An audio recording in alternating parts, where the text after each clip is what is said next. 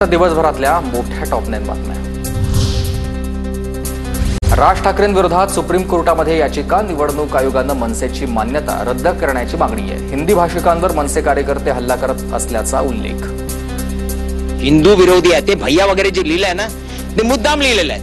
प्रत्येक जे कोण मला मेल पाठवणार किंवा धमकी देणार, व्हॉट्सअप करणार, ट्विट करणार, जे कोणी असू द्या, मी त्यांना आरोपी तर बनवणारच। कुठला तरी भैया मनसेची मान्यता रद्द करावी म्हणून कोर्टात गेलाय। मराठी माणसाचा पक्ष बंद करण्यासाठी भैया प्रयत्न करणार असतील तर त्यांना मुंबईत राहू द्यायचं की नाही याचा विचार करावा लागेल। संदीप देशपांडेंचा इशारा। आमच्या पक्षाची मान्यता राहावी की नाही राहावी ते कोण भैया ठरवणार काय? आणि जर आमच्या पक्षाची मान्यता रद्द व्हावी याच्यासाठी जर भैया प्रयत्न करणार असतील तर मग भैयाला इथे राहू द्यायचं की नाही राहू द्यायचं मुंबईत आणि महाराष्ट्रात याचा आम्हालाही विचार करावा लागेल।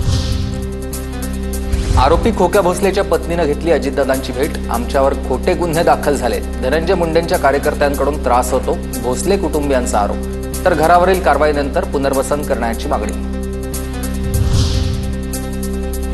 स्टँडअप कॉमेडियन कुणाल कामराच्या याचिकेवर 16 एप्रिलला पुढील सुनावणी। एखाद्या गंभीर प्रकरणाच्या तपासाप्रमाणे पोलीस वागतायत, कुणाल कामराच्या वकिलांचा युक्तिवाद।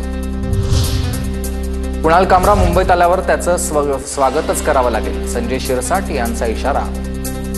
तो उसका स्वागत तो करना पड़ेगा ना, वो इतना बड़ा आदमी है, वो बड़ा स्टार है, उसका स्वागत हम जरूर करेंगे। सोमनाथ सूर्यवंशी हत्या प्रकरणामध्ये राज्य सरकारला नोटीस। औरंगाबाद खंडपीठानं राज्य सरकारला नोटीस पाठवली आहे आणि या प्रकरणामध्ये पुढील सुनावणी 29 एप्रिलला। सोमनाथ सूर्यवंशीचा पोलीस कस्टडीमध्येच मृत्यू झाला। प्रकरणाच्या चौकशीसाठी कोर्टामार्फत एसआयटी नेमा। अन्याय झाल्यानंच आम्ही कोर्टात आलो, प्रकाश आंबेडकर यांची मागणी आहे। निलेश ओझांची वक्तव्य चुकीची, माध्यमांमधील अपलोड झालेली ओझांची विधानं हटवा।